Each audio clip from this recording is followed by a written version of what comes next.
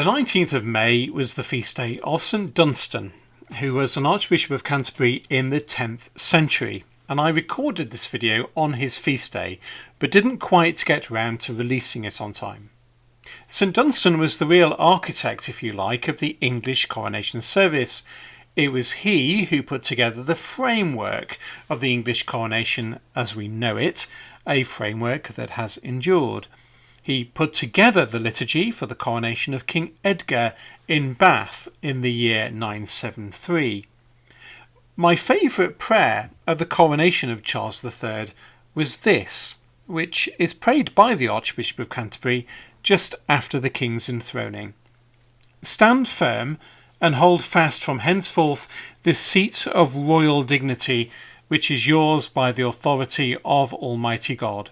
May that same God, whose throne endures forever, establish your throne in righteousness, that it may stand fast forevermore.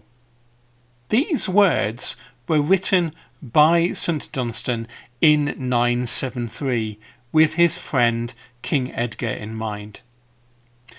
I thought on this, the anniversary of his death, which took place on the 19th of May 988, that I would say something about who St Dunstan was and what his achievements were.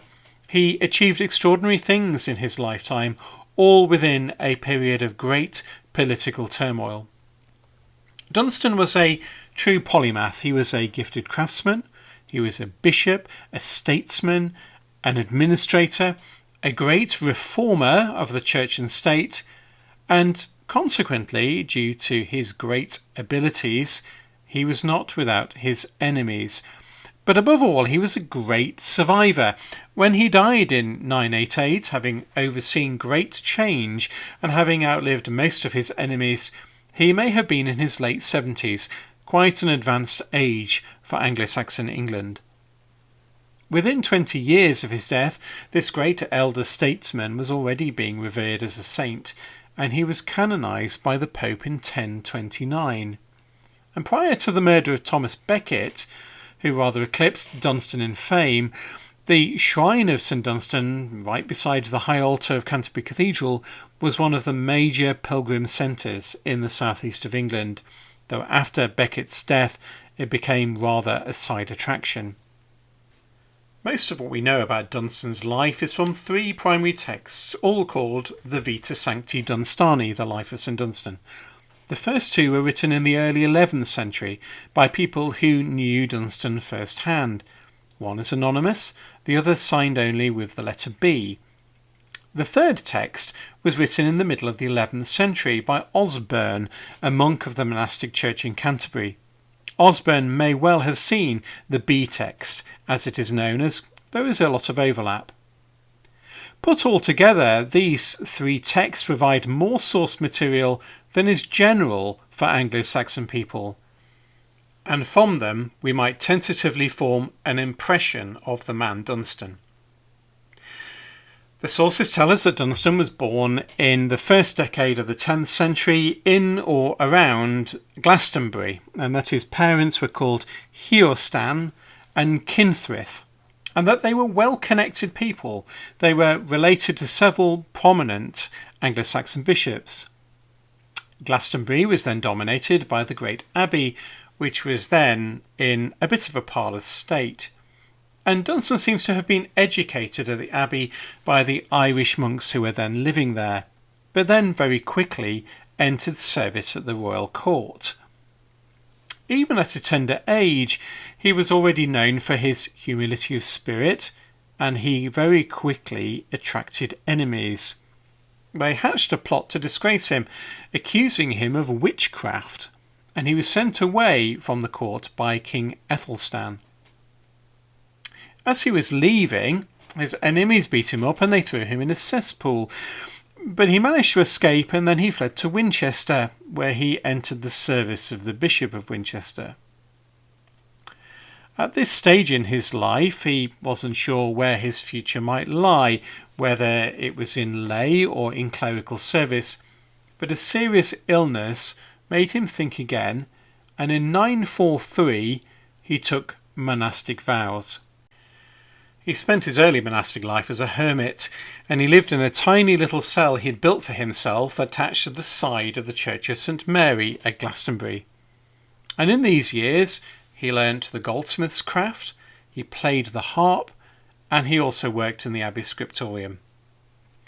Now there is a legend and also an artefact that links us directly to this work and this time in Dunstan's early career, and tells us a few important things about his personality. The source of the legend is in Osborne's Life of St Dunstan. The story begins with St Dunstan living at Glastonbury as a hermit in his cell, occupied with prayer and work as any good hermit should be. As the day is ending, an elderly man appears at his cell window and asks him to make a chalice for him. Dunstan agrees and begins work on the new commission. And as he is working, he notices that his curious visitor begins to change shape. One minute he is an old man, then he seems to be a young boy, and then a seductive young woman.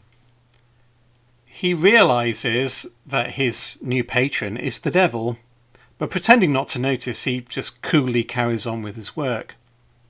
Then Dunstan takes his tongs from among his tools and he lays them in the fire until they are red hot. And then, in a quick moment, he pulls them from the fire, turns round, and he seizes the devil by the nose. Despite the devil struggling and screaming, Dunstan kept a firm grip on his nose and threw the devil out of his cell. The devil shouting as he left, "Where is me? What has that bald devil done to me? Look at me, a poor wretch. Look how he has tortured me." People come the next day to find out from Dunstan what all the commotion was, and he says to them, "These are the tricks of the devils, who try to trap us with their snares whenever they can. But if we remain firm in the service of Christ, we can easily defeat them with his help, and they will flee from us in confusion." This might seem like just a very amusing story, but hermits across the ages who have had a strong intensity to their prayer very often recount similar stories of facing first-hand the power of evil and battling it. This story is so vivid that it captured the imagination, and Dunstan holding the devil's nose in a pair of pincers is the usual way the saint is portrayed in later medieval art. So that's the legend. What then of the artefact? Well, the artefact is a document called the Glastonbury or St Dunstan Class Book. This is a manuscript that was once in the collection of Glastonbury Abbey, well, until the dissolution of the monasteries, and is a compilation of 4 manuscripts on the 9th to the 11th century that were bound all together in the 15th century. The volume is now in the Bodleian Library in Oxford. Some of the texts within the volume are likely to be in the hand of St Dunstan himself. But the great prize of the volume is this leaf that has been bound into the manuscript. It shows Christ seated in majesty, with the figure of a monk kneeling prostrate before him, with his eyes covered with his hands, as though he cannot bear to look upon the image of Christ. Above the figure of the monk is an inscription in Latin, which translates as, "Merciful Christ, I ask you to defend me, Dunstan, that you may not permit the storms of Taenarus, the underworld, to swallow me." What an extraordinary survival. We have here an image drawn by Dunstan himself, in which he expresses both his devotion to and his complete dependence on Christ. Both the legend and this image indicate that Dunstan was a man of serious and genuine faith, that he was a man of deep prayer and of real devotion. That reputation as a man of genuine holiness, humility and pragmatism is why I think he was called back to the world, and that for much of the rest of his life found himself very busy indeed in the world of royal government and high politics. The Abbey of Glastonbury, where Dunstan lived as a hermit during his early monastic vocation, was a royal foundation, and its abbots were appointed by the kings of Wessex, the kings of England. King Edmund had a particular interest in it and would be buried there, and around 946 he appointed the hermit Dunstan as the abbey's abbot. Dunstan set about immediately rebuilding and reforming Glastonbury Abbey, and the monks there began to keep the Benedictine rule, which was being adopted by many monasteries on the continent. The role of the abbot of Glastonbury was a prestigious role in the kingdom and involved Dunstan also serving as a royal councillor and returning to court. The whole of Dunstan's adult life was lived during a particularly turbulent period in Anglo-Saxon history politically, with a quick turnover of kings. Large parts of the country had been overrun by the Vikings at the end of the 9th century. King Athelstan of Wessex had managed to reverse that in 927 to become the first king of the English.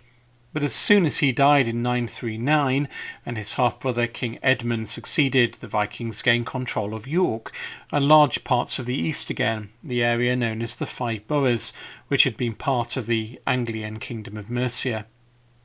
King Edmund managed to push out the Vikings by 942, but was then assassinated in 946.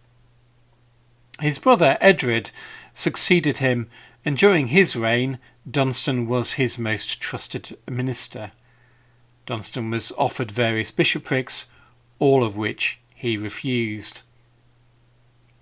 When Edred died in 955, Edmund's teenage son Edwig then succeeded, and he seems to have immediately clashed with Dunstan. Dunstan wasn't exiled, it seems, but made himself scarce. He took the opportunity to leave the country for an extended period of time. Having reformed Glastonbury Abbey, Dunstan was already thinking of ways of reforming the whole English church, and this time of voluntary exile on the continent was a great blessing, as while there he had the opportunity to see firsthand the reformed Benedictine abbeys and to gather ideas for the further reform of English monasteries and also for the reform of the state. Dunstan was back in England in 957, but not in Wessex. Edgar, Edwig's brother, had become the king of Mercia and the Five Boroughs that year. We don't know precisely how this happened, whether it was due to a coup or not.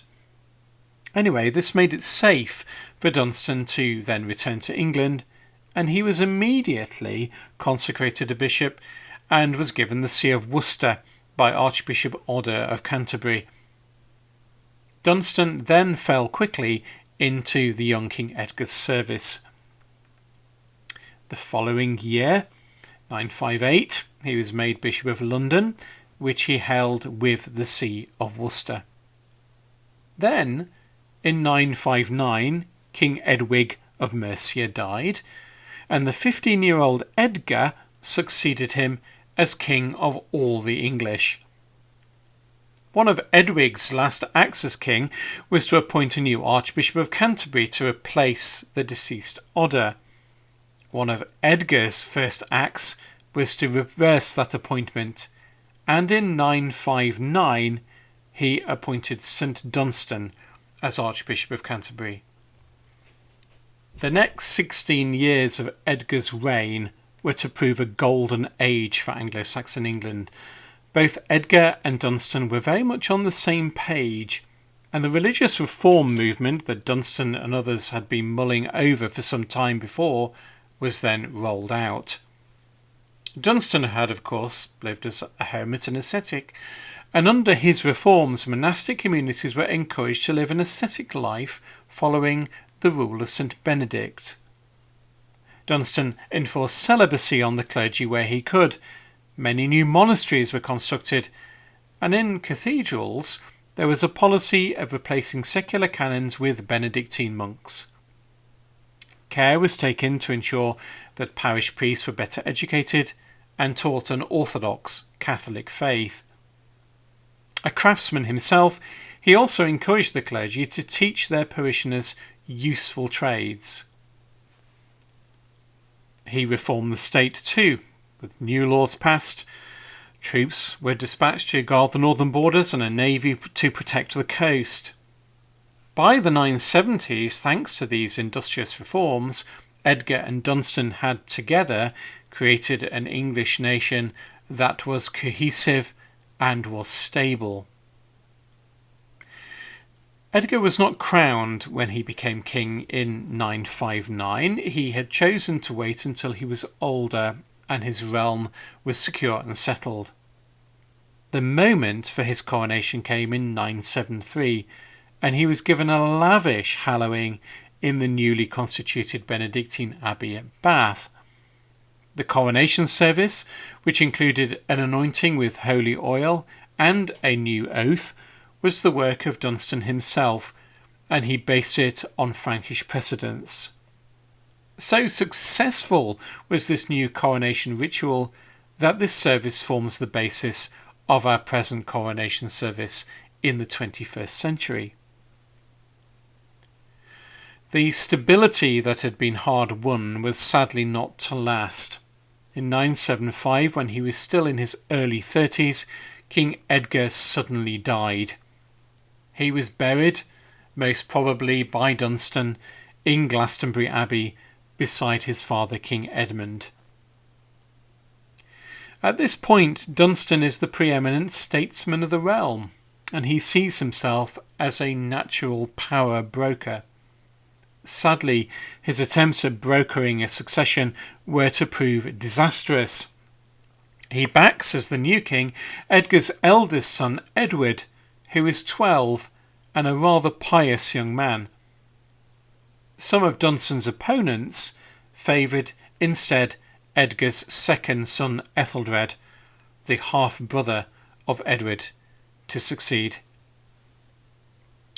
Dunstan presses ahead and he crowns and anoints Edward very quickly in the hope that this hallowing would create stability, but a reckoning is already upon them. Some of the nobles and bishops who are against Dunstan and Edgar's reforms, and with King Edward now out of the way and a child king on the throne, try to reverse the reforms and seize lands that had been given to the church. Some of the secular clergy, driven out by the reforms and replaced by monks, also tried to return. There were times when the country was in open civil war. Edward limped on in his rule with Dunstan by his side for a further 3 years, but he was doomed. In March of 978, Edward visits his stepmother Ethelthryth and his young half-brother Ethelred at Corfe Castle, and while he is there he's murdered. The exact circumstances of his death are unclear. One source says that he was set upon by Ethelred's advisors. Edward was only 15 or 16 when he died, and he was succeeded by Ethelred, known to history as Ethelred the Unready, who was somewhere between 9 and 12 years of age. Dunstan once again anoints and crowns another young man as king. The coronation of Ethelred is Dunstan's last public act. William of Malmesbury, writing in the 12th century, says that when the boy king took his coronation oath, an oath that Dunstan had written himself, he promised that God's church and all the Christian people of his dominions will be held in true peace, that he would forbid robbery and all unlawful deeds by all ranks of men. He would command justice and mercy in all judgments, in order that the gracious and merciful Lord who liveth and reigneth may thereby forgive us all through his everlasting mercy.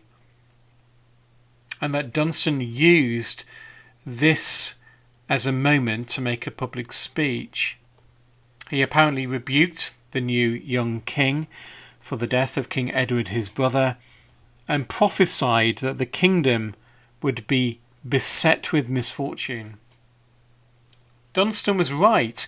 Within 10 years the Danes would begin to invade England once again, and in 991, after the defeat at the Battle of Maldon, Ethelred the Unready would start paying tribute to the Danish king simply to maintain peace. After the coronation of Ethelred, Dunstan then retreats into retirement at Canterbury and spends the final 10 years of his life devoted to teaching and prayer. His biographers record a rather beautiful and quiet end to this extraordinarily active man. He is said to have received a vision of angels on the eve of Ascension Day 988, who informed him he would die within 3 days. Again, this is not an uncommon experience for hermits and ascetics. On the morning of Ascension Day, he celebrates Mass and he preaches 3 times, and then announces to the monks the news of his impending death. In the afternoon, he goes into the cathedral and chooses the place of his burial, and then he gets into his bed. He never gets out again. 2 days later, the 19th, having received the sacrament of the body and blood of Christ and being anointed with the holy oil of extreme unction, he dies. His last words, as recorded by his biographers, were a thanksgiving to God. God has made a remembrance of his wonderful works, being a merciful and gracious Lord. He hath given food to them that fear him. It is difficult to form an entirely unbiased view of Dunstan. No one of goodwill seems to have anything bad to say about him. As a man of good intentions, he, of course, attracted enemies. His natural inclination was towards a life of withdrawal from the world, a life of asceticism and prayer, and both the beginning of his life and his end were lived in that way. As a man of great ability, Dunstan inevitably found himself drawn into the world in ways that he might not have chosen. However, he used the opportunities given to him for service, not for personal aggrandizement, but for the good, to reform, to build up, and to stabilise. His motives in his creation of the first Coronation Recension were to create a firm and stable basis for the rule of the king he served, and through that to serve Christ, the King of Kings. If anything, Dunstan can be accused of being a little too idealistic and not banking on others having the same good nature and positive motivation in their actions. Thanks very much for watching.